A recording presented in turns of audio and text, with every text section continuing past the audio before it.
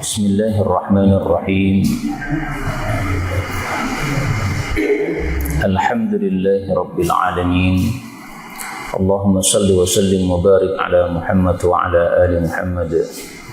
Allahumma anfa'na bima 'allamtana wa 'allimna ma yanfa'una wa zidna ilma wa barik lana fi ilmina. Warzuqna al-ikhlasa fil qawli wal 'amali kamila wa 'ilman nafi'an la yunsa wa tawfiqan daima wa sihhatan wa yaqinan wa 'afiyah. Allahumma iftah lana kulla khair wa yassir lana kulla umur. Allahumma ansuril mujahidin warhamil mustad'afin wa dammir a'da'ad-din wa tmis 'ala amwalihim. Amin ya rabbal alamin. Alhamdulillah kaum muslimin rahimani wa rahimakumullah. Tafsir Quran 30 juz sudah hampir selesai. Tinggal beberapa surat yang belum kita bicarakan, yaitu surat yang rencananya akan dikaji di Masjid Al-Ikhlas Ibtisam Sumber, tetapi karena materi di sini sudah selesai, yaitu surat Al-Furqan kemarin, maka kita kaji di sini, yaitu mulai dari surat Fatir ayat 1. Nah, silahkan dibuka pada Mushaf Al-Quran halaman 432, 433, 434, halaman 434 berarti ini. Ini lanjutan dari surat Saba ayat 49 sampai selesai, kemudian lanjutannya adalah surat Fatir ayat 1 sampai dengan ayat 3 insyaallah ta'ala. A'udzu billahis samii'il 'aliim minasy syaithaanir rajiim min hamzihi wa nafthihi wa nafthihi. Bismillahirrahmanirrahim. Alhamdulillahi fatiris samawati wal ardi ja'ilil malaikati rusulan uli ajnihatin mathna wa thulatha wa ruba' yazidu fil khalqi ma yasha' innallaha ala kulli syai'in qadir. ما يفتح الله للناس من رحمة فلا ممسك لها وما يمسك فلا مرسل له من بعده وهو العزيز الحكيم. يا أيها الناس اذكروا نعمة الله عليكم هل من خالق غير الله يرزقكم من السماء والأرض لا إله إلا هو فأنا تؤفكون. الحمد لله رب العالمين. اللهم ارحمنا بالقرآن آمين. Kaum muslimin rahimani wa rahimakumullah, pada 3 ayat yang kita baca ini ada beberapa kata yang bisa dibaca dengan 2 bacaan. Yang pertama, pada ayat yang kedua, wahwa sebagaimana biasa haknya boleh disukun menjadi wahwa. Kemudian mursilalahu, ini lam ketemu lam boleh idgham menjadi mursillahu. Kemudian ayat yang ketiga, yarzuqukum, qaf ketemu kaf boleh idgham menjadi yarzuqkum. Dan tadi saya membaca pada ayat 1 ma yasha, ya. Ini boleh ketika berhenti maka hamzahnya ini dihapuskan sehingga menjadi ma yasha, 2 aja, ya. Atau 4 juga boleh, ma yasha, atau 6 juga boleh, ma yasha, ya. Silahkan bebas tanpa membaca hamzahnya, tapi dengan syarat berhenti. Ini adalah qiraah Imam Hamzah. Kaum muslimin rahimakumullah, surat ini disebut surat Fatir karena di dalamnya ada kata-kata fatir. Maka ini termasuk surat yang seperti rata-rata surat yang lain, disebut dengan nama yang ada pada surat tersebut. Surat An-Nas ada kata-kata An-Nas, surat Al-Falaq ada kata-kata Al-Falaq, surat Fatir ada kata-kata Fatir. Rata-rata surat seperti itu. Ada juga surat yang tidak ada kata padanya, kemudian dia disebut dengan satu nama tertentu. Allah mengatakan alhamdu, segala puji lillahi, milik Allah. Allah itu siapa? Fatir, pencipta as-samawati, langit-langit, wal ardi, dan bumi. Ja'ili, menjadikan al-malaikati, para malaikat, rusulan, utusan-utusan, uli ajnihatin, yang memiliki sayap-sayap, Berapa sayapnya? Mathna, ada yang 2, wa thulatha, ada yang 3, wa ruba'a, ada yang 4. Apakah ada yang lebih? Ada. Yazidu, Allah menambah fil khalqi, dalam ciptaannya, ma yasha, apapun yang Allah kehendaki. Innallaha, sesungguhnya Allah, ala kulli syai'in, atas segala sesuatu, qadirun, maha kuasa. Kaum muslimin rahimani wa rahimakumullah, surat-surat yang dimulai dengan alhamdulillah itu ada 5 surat. Mari kita buktikan. Yang pertama tentu saja surat apa? Al-Fatihah. Alhamdulillahi Rabbil Alamin. Tapi di sini Al-Fatihah, alhamdulillahnya itu ayat nomor 2. Ini menurut mazhab Syafi'i. Kalau mazhab Maliki, ayat pertamanya adalah Alhamdulillahi Rabbil Alamin. Jadi kalau nganut mazhab Syafi'i, Al-Fatihah enggak termasuk. Tapi kalau menganut mazhab Maliki, maka Fatihah termasuk surat yang dimulai dengan alhamdulillah. Surat yang kedua, surat Al-An'am. Alhamdulillahilladzi khalaqas samawati wal ardh. Surat yang ketiga, surat Al-Kahfi. Alhamdulillahilladzi anzala ala 'abdihil kitab. Surat yang keempat, surat Saba. Alhamdulillahilladzi lahu ma fis samawati wa ma fil ardh. Surat yang kelima yang sedang kita bicarakan ini, Alhamdulillahi fatiris samawati wal ardi. Jadi ada 5 surat dimulai dengan alhamdulillah. Ada 1 surat ditutup dengan alhamdulillah. Surat apa? Wasiqal ladzina kafaru ila jahannam zumara. Surat Az-Zumar ditutup dengan wa qalul hamdulillahilladzi sadaqana wa'dah. Ditutup dengan alhamdulillah. Kaum muslimin rahimani wa rahimakumullah, ini menunjukkan apa? Bahwasanya awal dan akhir Allah selalu terpuji. Di dunia dan di akhirat Allah selalu terpuji. Dan ini disebutkan dalam ayat yang lain. Allah mengatakan alhamdu fil ula wal akhirah. Surat Al-Qasas ayat 70. Lahul hamdu, hanya milik Allah segala pujian, fil ula, baik di awal di dunia, wal akhirah, maupun di akhirat. Nah, maka Allah sebutkan alhamdulillah di awal surat ada, di akhir surat juga ada. Fadilah dari ucapan alhamdulillah sebagaimana sudah pernah kita sampaikan, tapi kita sampaikan lagi supaya lebih menancap. Rasulullah sallallahu alaihi wasallam bersabda, afdalu ibadillahi alhammadun. Sesungguhnya hamba Allah yang paling utama besok pada hari kiamat itu adalah alhammadun, orang yang selalu mengucapkan alhamdulillah. Maka perbanyaklah mengucapkan alhamdulillah. Ada musibah alhamdulillah, ada nikmat juga alhamdulillah. Itu nanti di akhirat menjadi hamba yang paling mulia di hadapan Allah Subhanahu wa taala, yaitu yang paling besar pahalanya di hadapan Allah Subhanahu wa taala. Siapa yang mengucapkan alhamdulillah min qibali nafsih, dari hadapan, dari dalam hatinya, dia dapat 30 pahala. Rasul bersabda, man qala alhamdulillahi rabbil alamin, siapa yang mengucapkan alhamdulillahi rabbil alamin min qibali nafsih, dari dalam hatinya, kutibat lahu 30 hasanah, dicatat baginya 30 pahala. Wa hutta anhu 30 khati'ah, digugurkan 30 dosa. Hadis riwayat Ahmad sahih. Jadi ucapan 1 kalimat saja sudah mendapatkan 60 fadilah, 30 pahala didapatkan, 30 dosa digugurkan. Berarti totalnya berapa? 60 fadilah. Kaum muslimin rahimani wa rahimakumullah, fatir itu artinya pencipta. Allah itu menciptakan langit dan bumi. Khaliq artinya juga pencipta. Bedanya apa antara fatir dengan khaliq? Dari sisi bahasa, fatir itu adalah menciptakan tanpa tidak ada contohnya, itu namanya fatir. Kalau sudah ada contohnya, tidak disebut fatir. Maka manusia nggak ada yang disebut fatir. Manusia buat pesawat itu niru burung, ada contohnya.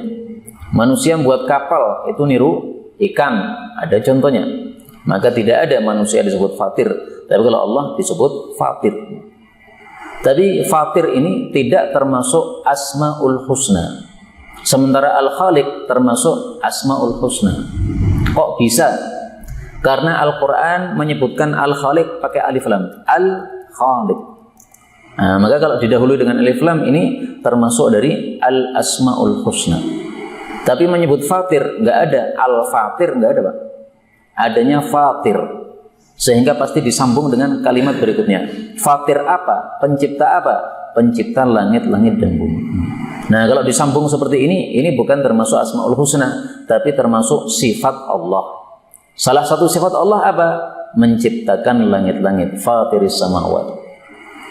Bedanya apa antara nama dengan sifat? Kalau nama itu sekaligus mengandung sifat. Tapi kalau sifat tidak sekaligus mengandung nama. Nah, maka Al-Khaliq ini termasuk nama Allah, Fatir tidak termasuk nama Allah. Kita punya anak dikasih nama Abdul Khaliq, boleh. Dikasih nama Abdul Fatir, enggak boleh, karena bukan termasuk dari nama Allah Subhanahu wa taala. Coba kita buktikan ya, apakah ada dalam Al-Qur'an kata-kata Al-Khaliq pakai alif lam? Ternyata kita temukan pada surat Al-Hasyr ayat 24, Huwallahul Khaliqul Bari'ul Musawwir. Nah, ini semua nama Allah, Pak. Maka punya anak dikasih nama Abdul Khaliq bisa, Abdul Bari bisa, Abdul Musawwir bisa. Khaliq menciptakan, Bari menciptakan, Musawwir membentuk atau menggambar.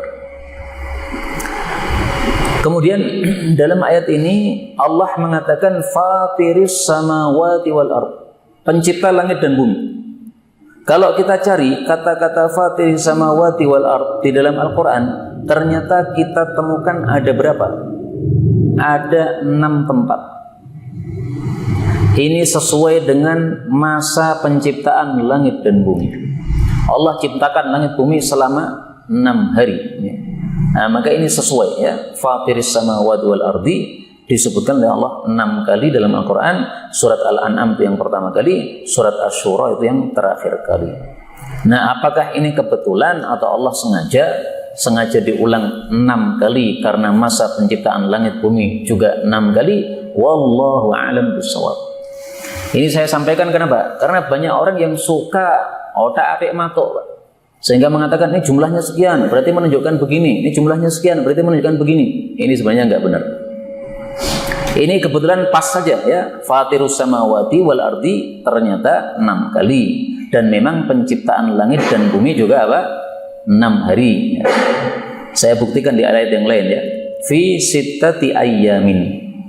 Allah menciptakan al-arda as-samawati langit wal arda dan bumi fi sittati ayyam pada 6 hari. Nah, jelas dalilnya surat Al-A'raf ayat 54. Tapi kata-kata ini Allah ciptakan langit dan bumi selama 6 hari. Ini ternyata diulang dalam Quran 7 kali. Nah, kalau mau pas ya mestinya 6 kali dong. Nah, makanya ilmu otak-atik matok tadi saya nggak cocok nih. Ini kalau diulang di Quran sekian berarti menunjukkan ini, diulang sekian berarti menunjukkan ini. Ini bukan ilmu yang benar seperti ini. Makanya Ibnu Hazm tidak cocok orang-orang yang mengatakan bahwa Lailatul Qadar itu adalah malam 27 karena Allah mengatakan salamun hiya fi hatta matla'il fajr. Kata-kata hiya itu adalah nomor 27 dalam surat Al-Qadr. Silakan dihitung ya. Inna ini kata pertama, anzalnahu kata yang kedua, fi kata yang ketiga, lailati 4, al-qadr 5. Nah, hiya ini adalah yang ke-27.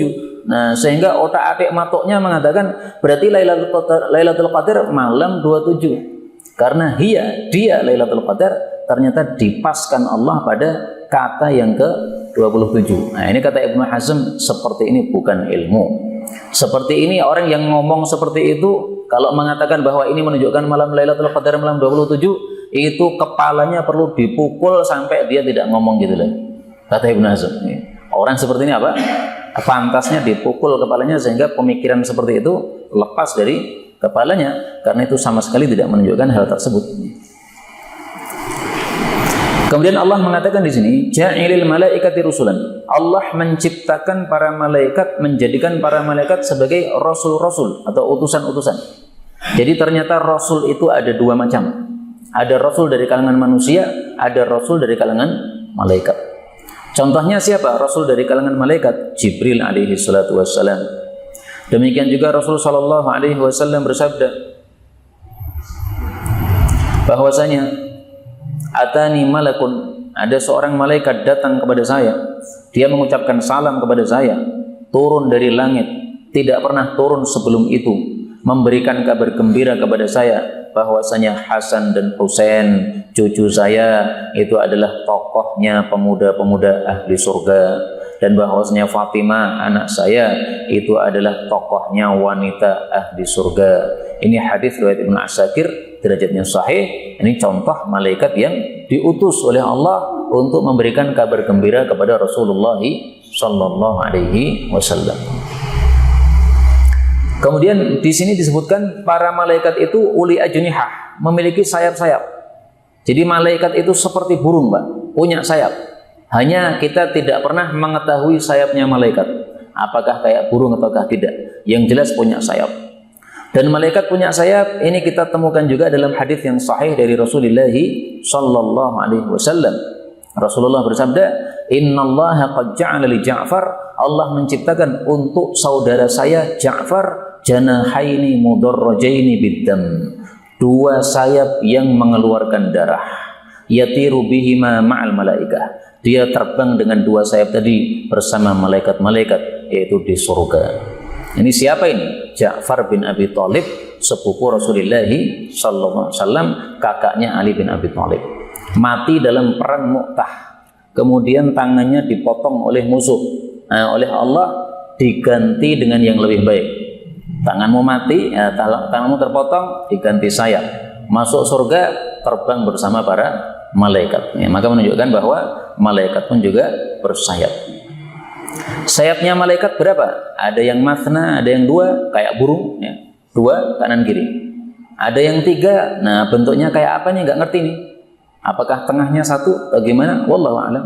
Ada yang sayapnya empat, tapi ini bukan batasan. Kenapa bukan batasan? Karena ada kaidah mengatakan al-adad la mafhuma lahu. Jumlah itu tidak ada mafhumnya, jadi bukan untuk membatasi. Maka sayap malaikat tidak terbatas sampai 4. Apalagi Allah mengatakan setelahnya, yazidu fil khalqi ma yasha. Allah menambah untuk makhluknya apa yang dia kehendaki. Ini menunjukkan bahwa ada yang sayapnya lebih dari 4. Contohnya siapa? Malaikat Jibril. Malaikat Jibril memiliki 600 sayap. Lahu sittu mi'ati janahin. Ra'aitu Jibril, saya melihat malaikat Jibril, lahu sittu mi'ati janahin, memiliki 600 sayap. Hadis riwayat Tabarani dari Ibnu Mas'ud radhiyallahu an. Jadi malaikat itu kuat-kuat, Pak.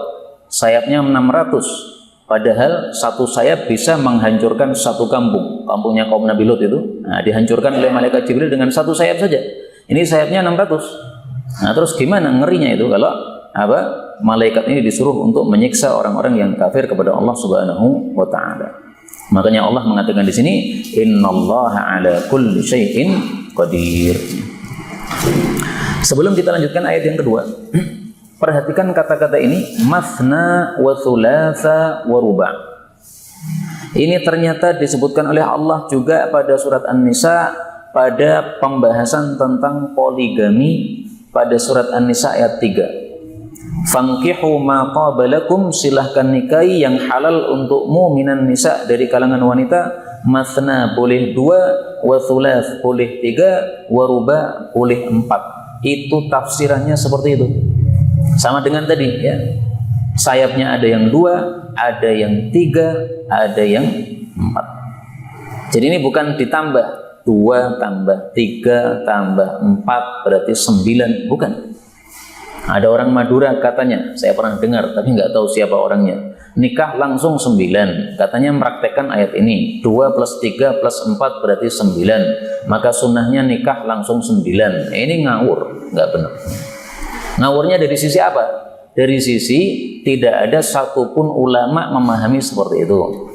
Kemudian dari sisi bahasa, mathna wa thulatha wa ruba' ini bukan untuk penambahan. Kalau untuk penambahan itu pasti dikasih jumlah akhirnya di belakang. Ini kalau penambahan berarti di belakangnya ada fatusa, ya. Berarti totalnya adalah 9. Nah di sini nggak ada kata-kata 9, nggak ada. Berarti ini bukan penambahan. Saya kasih contoh. Allah Subhanahu wa taala menyebutkan dalam Al-Qur'an, pada surat Al-A'raf ayat 142. Wa wa'adna Musa 30 laila. Kami kasih janji kepada Nabi Musa selama 30 malam. Wa atmamnaha bi'ashrin. Kami tambahi 10 malam. 30 tambah 10 40. Allah mengatakan fatamma miqatu rabbih 40 lailah. Jadi sempurna totalnya 40 malam. Nah, di sini baru penambahan. Kenapa? Bagian akhirnya ada hasilnya. Adapun masna wa thulatsa wa ruba' ini bukan penambahan karena tidak ada hasil akhirnya. Nah, makanya memahami Quran perlu ilmu bahasa Arab. Tanpa ilmu bahasa Arab bisa kacau seperti ini tadi. Ya, dikira apa? Totalnya istri adalah 9 istri. Nah, apalagi dikuatkan oleh sunnah Nabi katanya. Nabi juga punya 9 istri hidup semasa. Nah, itu ngawur pemahaman seperti itu. Kemudian ayat yang kedua Allah mengatakan, "Ma yaftahillah," apapun yang Allah buka linnasi untuk manusia mir rahmatin berupa rahmat, fala mumsikalaha, maka tidak ada yang menghalangi terhadapnya atau menahan terhadapnya. Wa ma yumsik, dan apapun yang Allah tahan, fala mursilalahu, maka tidak ada yang mengirim untuknya mim ba'dihi, setelah Allah Subhanahu wa taala, yaitu setelah Allah tahan, enggak bisa ada yang ngirim. Wa huwa, dan dia Allah itu Al-Aziz, yang maha gagah, Al-Hakim, yang maha bijaksana. Maksud ayat ini adalah kalau Allah menghendaki kebaikan kepada seseorang, tidak ada yang bisa mencegah. Kalau Allah menghendaki keburukan kepada seseorang, tidak ada yang bisa mencegah. Nah, contohnya di sini apa? Contohnya di sini adalah ja'ilil malaikati rusulan. Malaikat dijadikan sebagai rasul. Ini termasuk rahmat dari Allah. Ada malaikat dijadikan sebagai rasul. Ada malaikat yang tidak dijadikan sebagai rasul. Ada manusia yang diangkat sebagai rasul. Ada yang manusia biasa seperti kita. Nah, ini terserah Allah Subhanahu wa taala. Makanya Allah mengatakan, "Ma yaftahillahu lin-nasi min rahmatin fala mumsika laha." Ada malaikat dijadikan rasul, terserah Allah. Ada manusia dijadikan rasul, terserah Allah Subhanahu wa taala. Enggak ada yang bisa menghalangi sama sekali. Ayat ini semakna dengan doa yang sering kita baca setelah kita selesai melakukan salat. Allahumma la mani'a lima a'taita wa la mu'tiya lima mana'ta wa la yanfa'u dzal jaddi minkal jadd. Ini dibaca oleh Nabi duburi kulli salatin maktubah, setelah selesai salat 5 waktu. La ilaha illallah wahdahu la syarika lah, lahul mulku wa lahul hamdu wa huwa ala kulli syai'in qadir. Allahumma la mani'a lima a'taita wa la mu'tiya lima mana'ta wa la yanfa'u dzal jaddi minkal jadd. Yang serupa dengan ayat tadi yang mana? Ini. Allahumma la mani'a lima a'taita. Ya Allah, tidak ada pencegah bagi sesuatu yang Kau berikan. Allah mau ngasih kita apa? Tidak ada yang bisa mencegah. Sebaliknya, wala mu'tiya lima mana'ta. Tidak ada yang bisa memberi sesuatu yang dicegah oleh Allah Subhanahu wa taala. Makanya ada hadis mengatakan, meskipun dhaif tapi sahih maknanya, Pak. Kalau kamu didoakan Jibril, kamu didoakan Mikail, didoakan Israfil, didoakan saya Nabi Muhammad SAW, meskipun didoakan oleh 4 orang ini, semuanya orang-orang top, tapi kamu tidak akan menikah kecuali orang yang sudah ditetapkan oleh Allah sebagai istri kamu. Saya termasuk yang ngalami, Pak. Lamaran pertama enggak jadi, akhirnya dapat yang kedua. Kenapa? Sudah ditetapkan oleh Allah Subhanahu wa taala. Maka akan terjadi sesuai yang dikehendaki oleh Allah Subhanahu wa taala. Saya tampilkan hadisnya ini. Karena kemarin ada yang tanya kepada saya, nah ini saya jadi ingat. Lau da'a laka Israfil wa Jibril wa Mikail. Kalau malaikat Israfil mendoakan kamu, malaikat Jibril mendoakan kamu, malaikat Mikail mendoakan kamu. Nah, kurang satu nih. Wa hamalatul arsy, semua malaikat yang memikul singgasana Allah juga mendoakan kamu. Wa ana fihim, saya ikut mendoakan kamu. Ma tazawwajta illa al-mar'ata allati kutibat laka. Kamu tidak akan menikahi kecuali wanita yang sudah dicatat menjadi istri kamu. Hadis riwayat Ibnu Asakir, derajat hadisnya dhaif, tapi maknanya apa? Sahih. Nah, ini menyebabkan kita untuk masalah-masalah yang kita hadapi dalam kehidupan itu jadi agak longgar. Kenapa? Kita sekedar menjalani aja. Istri kita mati, menjalani aja itu. Anak kita mati, menjalani aja itu. Keluarga kita mati, menjalani aja itu. Dan yang terakhir barusan kita alami, musibah untuk seluruh kaum muslimin. Meskipun ini terjadinya di Palestina, ya, tapi ini adalah musibah untuk kita semua. Salah satu tokoh Hamas, Ismail Haniyah, wafat rahimahullahu taala, katanya dibom ketika di Iran, wallahu a'lam bishawab. Nah, ini semuanya sudah ada catatannya dari Allah Subhanahu wa taala. Nah, orang beriman kalau ngerti seperti ini, longgar hatinya. Oh, enggak ada masalah, itu sudah dicatat oleh Allah. Mau dia tidak tidur di situ, kalau sudah waktunya mati, mati juga. Ini hanya kebetulan aja. Kebetulan saja memang tidurnya pas di situ. Tapi nyawanya sudah ditetapkan oleh Allah. Kamu akan mati usia sekian. Nggak ada masalah. Yang penting mati syahid insyaallah ta'ala. Wallahu a'lam bishawab. Nah, kembali ke sini, apapun rahmat dibuka oleh Allah, tidak ada yang menghalangi. Apapun yang dihalangi oleh Allah, tidak akan bisa melepasnya selain Allah Subhanahu wa ta'ala. Kenapa? Allah itu Al-Aziz, yang maha gagah, sehingga kalau menghendaki sesuatu tidak mungkin bisa dihalangi. Al-Hakim, maha bijaksana, sehingga semua kehendaknya itu serba bijaksana. Allah bijaksana, semua perbuatannya tidak ada yang jelek. Makanya sering saya sampaikan kepada santri-santri itu, ya. Akhtaru alla akhtara. Akhtaru, saya memilih, alla akhtara, untuk tidak punya pilihan. Terserah Allah. Allah tetapkan apa, manut. Ya. Allah tetapkan kaya, manut. Tetapkan miskin, manut. Tetapkan sakit, manut. Tetapkan sehat, manut. Meskipun kalau ada yang mau memilih, silahkan. Nggak ada larangan. Cuma saya mengatakan akhtaru alla akhtar, ini karena salah satu ilmu yang saya dapat dari salah satu guru kami, Syekh Abdul Hadi Al-Kharsah dari Damaskus. Beliau mengatakan salah satu bentuk kita pasrah sama Allah itu adalah apa? Akhtaru alla akhtar. Saya pilih untuk tidak memilih. Tapi apakah seseorang punya pilihan? Boleh, nggak ada masalah, nggak dilarang sama sekali. Tapi orang yang mengatakan akhtar alla akhtar itu karena Allah Al-Hakim, Allah maha bijaksana, sehingga dia tahu semua yang dikehendaki oleh Allah adalah kebijaksanaan Allah Subhanahu wa ta'ala. Saya tampilkan di sini, Pak, bukti bahwasanya kita ini boleh akhtar, kita ini boleh memilih, itu boleh. Doa Nabi SAW. Apa doa Nabi kepada Anas bin Malik? Ummu Sulaim, ini ibunya Anas, datang kepada Nabi membawa putranya Anas, mengatakan, Anasun khadimuka, ya Rasulullah, ini Anas, ini pembantu engkau, tolong didoakan. Kemudian beliau mendoakan, Allahumma ya Allah, aktsir malahu, perbanyaklah hartanya Anas, wa waladahu, perbanyaklah anaknya Anas, wa barik lahu fima ataitah, dan berkahilah untuk Anas semua yang engkau berikan kepadanya.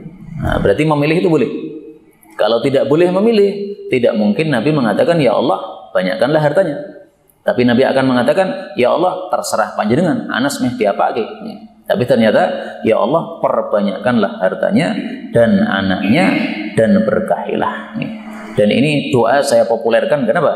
Ini doa tidak banyak yang melakukannya, padahal ini termasuk sunnah baginda Rasulullah SAW. Siapa di antara kita bapak-bapak yang pengen anaknya hidup melarat miskin? Nggak ada. Siapa di antara kita bapak-bapak, ibu-ibu yang pengen anaknya mandul nggak punya anak? Nggak ada. Nah, makanya doa ini cocok untuk kita. Allahumma aktsir malahu wa waladahu wa barik lahu fima ataitahu. Dan ini saya sarankan doa ini digabungkan dengan doa Rabbana hablana. Rabbana, wahai Rabb kami, hablana, berikanlah untuk kami, min dzurriyyatina, min azwajina, dari istri-istri kami, wa dzurriyyatina, dan keturunan-keturunan kami, qurrata a'yun, penyejuk mata. Penyejuk mata itu maksudnya orang-orang yang taat kepada Allah. Melihat anaknya sholat jamaah, melihat anaknya baca Quran, itu kan mata kita sejuk, Pak. Nah, itu yang dimaksud qurrata a'yun. Waj'alna lil muttaqina imama, dan jadikanlah kami sebagai panutan bagi orang-orang yang baik. Artinya kita jadi orang baik, diikuti oleh orang-orang yang baik. Nah, tambahkan doa ini. Allahumma aktsir malahum, ya Allah, perbanyaklah harta mereka. Mereka siapa? Ya, keturunan kita yang kita doakan tadi. wa waladahum, dan anak-anak mereka diperbanyak, wa barik lahum fima ataitahum, dan berkahilah apa yang engkau berikan kepada mereka. Ini saya sarankan digabungkan dengan doa tadi, Rabbana hab lana. Ya, cocok atau tidak terserah, tapi menurut saya ini sesuatu yang baik. Kita gabungkan doa dari Quran dan doa dari sunnah Rasulullah sallallahu alaihi wasallam. Ayat yang ketiga, Allah mengatakan, ya ayyuhan nas, wahai para manusia, ulquru, ingatlah nikmatallahi, semua nikmat Allah alaikum, kepada kalian. Hal tidak ada min khaliqin, dari pencipta, ghairullah, selain Allah, yarzuqkum, yang menciptakan, yang memberikan rizki kepada kalian, minas sama'i, dari langit, wal ardi, dan bumi. Atau hal min khaliqin, apakah ada pencipta selain Allah yang menciptakan yang memberikan rizki kepada kalian dari langit dan bumi? Jawabannya adalah tidak ada. La ilaha, tidak ada Tuhan yang berhak disembah, illa huwa, kecuali Dia Allah subhanahu wa ta'ala. Fa anna, maka bagaimanakah tu'fakun, kalian bisa dipalingkan. Kaum muslimin rahimani wa rahimakumullah, ini termasuk ayat-ayat yang dimulai dengan ya ayyuhan nas, dan jangan lupa dalam Al-Quran ya ayyuhan nas diulang 20 kali. Dalam Al-Quran ya ayyuhalladzina amanu diulang 89 kali. Ya ayyuhan nas lebih sedikit, ya ayyuhalladzina amanu lebih banyak. Ya ayyuhan nas ini tanda bahwa turunnya Nabi ketika masih di Mekah. Orang-orang masih kafir, maka dipanggil wahai para manusia. Ya ayyuhalladzina amanu turunnya di Madinah, karena orang-orang sudah pada masuk Islam, maka dipanggil wahai orang-orang yang beriman. 89 kali Allah panggil begitu. Kalau yang ayyuhan nas ini hanya 20 kali. Allah katakan, wahai para manusia, ulquru, ingatlah nikmatallahi, nikmat-nikmat Allah, semua nikmat Allah. Jadi yang disuruh ingat nikmat Allah tidak hanya orang beriman, semua manusia. Kafir, Yahudi, Nasrani, Buddha, Hindu, semuanya disuruh untuk mengingat nikmat Allah. Kenapa? Karena semua itu dari Allah. Kamu kafir tetap dapat nikmat dari Allah. Kamu Yahudi tetap dapat sehat dari Allah. Kamu Nasrani tetap dapat uang rezeki dari Allah subhanahu wa ta'ala. Nah, maka yang wajib mensyukuri nikmat Allah tidak hanya orang-orang beriman, tapi semua manusia. Coba panjenengan perhatikan apa kata Allah tentang haji.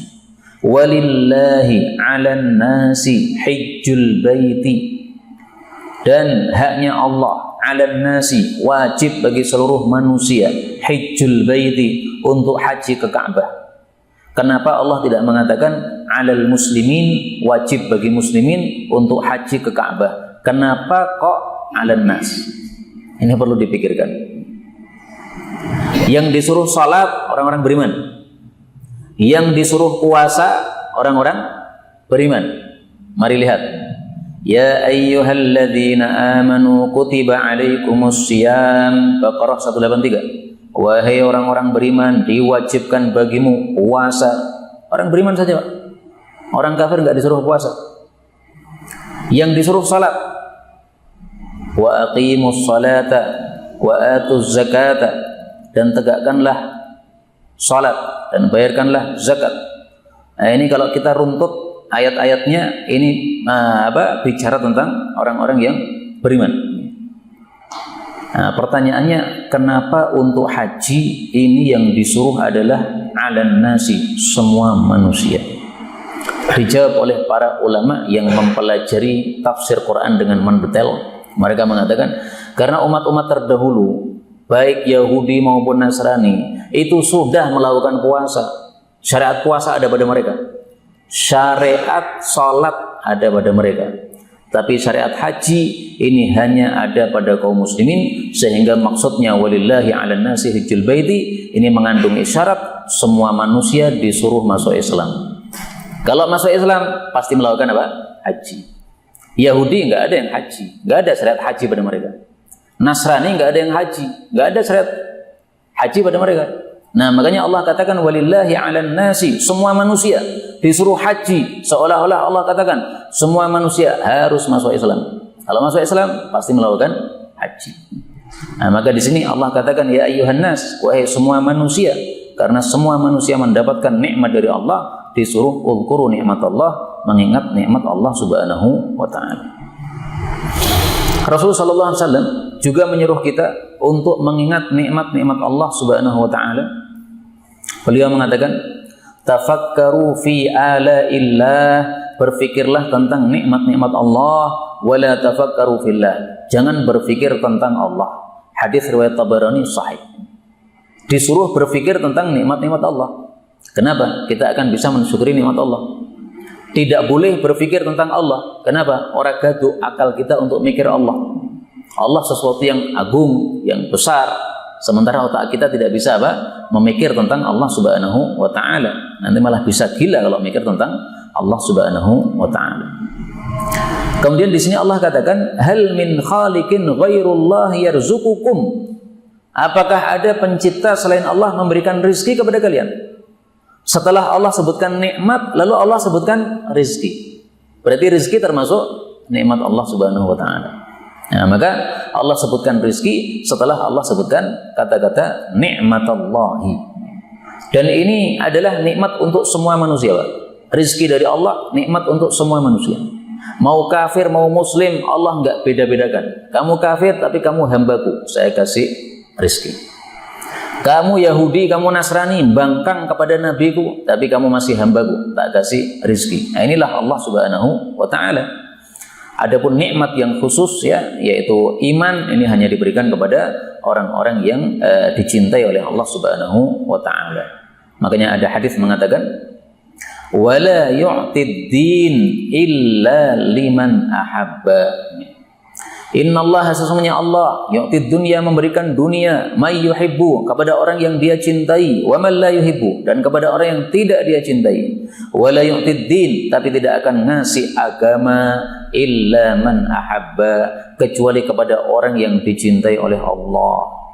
Faman a'tahu Allahu din, siapa yang dikasih agama oleh Allah, faqad ahabba, berarti sudah dicintai oleh Allah Subhanahu wa taala. Nah, makanya kita harus bersyukur sama Allah, Pak. Salat 5 waktu ini nikmat khusus dari Allah Subhanahu wa taala. Ini agama ini. Ini berarti Allah cinta sama kita.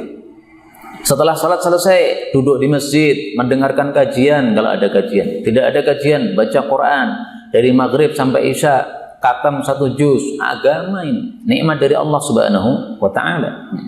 Maka nikmat-nikmat yang besar-besar begini harus kita syukuri, melebihi dari nikmat kecil, rezeki dan lain-lainnya yang diberikan kepada semua manusia. Allah mengatakan di sini, la ilaha illahu, tidak ada Tuhan yang berhak disembah selain Allah Subhanahu wa taala. Sebagian guru saya mengatakan, la ilaha illahu ini penerapannya sesuai dengan derajat iman orang. Ada 3 lapis. Lapis paling bawah, la ilaha illahu, artinya tidak ada Tuhan yang berhak disembah selain Allah. Dia hanya nyembah Allah, tidak nyembah selain Allah. Tidak seperti orang-orang musyrik memiliki 7 Tuhan, yang 6 di bumi, yang 1 di langit. Ini tingkatan paling bawah, tidak menyembah selain Allah. Nanti kalau iman kita sudah naik, maka la ilaha illahu ini mengandung makna la maqsuda illahu, tidak ada yang dituju selain Allah. Maka semua amal tujuannya cuma pahala dari Allah. Ini kalau tingkatannya sudah tinggi, ya, di atasnya. Semua amalnya tujuannya semata-mata Allah. Meskipun tak banyak amal dunia, tapi tujuan akhirnya Allah. Misalkan seorang laki-laki punya anak istri, nah, dia berbisnis. Bisnisnya dalam benaknya bukan untuk duit, tapi untuk apa? Menunaikan kewajiban anak istri, atau untuk bersedekah ke sana kemari. Nah, itu berarti maksudnya hanya Allah, berarti bukan semata-mata uang itu sendiri. Nah, rata-rata manusia tujuannya masih semata-mata uang itu untuk kesenangan pribadi, bukan untuk Allah Subhanahu wa taala. Nah, maka kita tingkatkan iman kita sampai la ilaha illahu, itu maknanya la maqsuda illahu, tidak ada yang dituju untuk aktivitas kita semuanya selain Allah Subhanahu wa taala. Ini imannya kalau sudah naik. Naik lagi lapis paling atas, la ilaha illahu, bisa mengandung makna la masyhuda illahu, tidak ada yang tampak selain Allah Subhanahu wa taala. Melihat apapun itu yang tampak Allah. Melihat musibah itu yang tampak Allah. Allah sudah menetapkan musibah ini, enggak apa-apa. Melihat nikmat yang tanpa Allah, ini nikmat dari Allah, sehingga syukur kepada Allah Subhanahu wa taala. Fi kulli syai'in ayatu yadullu ala annahu wahidu. Segala sesuatu yang kita lihat menunjukkan Allah Maha Esa, Allah Maha Ada. Bisakah kita seperti itu? Melihat apapun itu yang tampak penciptanya, bukan barang yang di depan mata. Melihat makanan yang tampak adalah Allah yang menciptakan makanan tadi. Tampaknya kita belum bisa seperti itu. Makanya Rasulullah itu memegang roti, rotinya tasbih, terdengar tasbihnya. Ini karena sudah maqam paling tinggi. La mashhuda illahu. Rasulullah melihat roti, yang terlihat bukan rotinya, tapi penciptanya, yaitu Allah Subhanahu wa taala. Jadi membawa roti, membawa uang, membawa apapun, itu seperti tidak melihat barang-barang itu. Yang terlihat adalah yang memberikan, yang menciptakan. Nah, itu sudah tingkatan paling tinggi. Fa'anna tu'fakun, bagaimana kalian bisa dipalingkan, yaitu dipalingkan menyembah kepada selain Allah, atau dipalingkan sehingga tujuannya bukan karena Allah, atau dipalingkan sehingga matanya melihat kepada yang zahir, tidak melihat kepada yang memberikan tersebut. Nah, ini semuanya dipalingkan semuanya. Ini yang dapat kita sampaikan, benarnya dari Allah Ta'ala. Kalaupun ada salahnya fa astaghfirullahal azim li wa lakum walhamdulillahi rabbil alamin.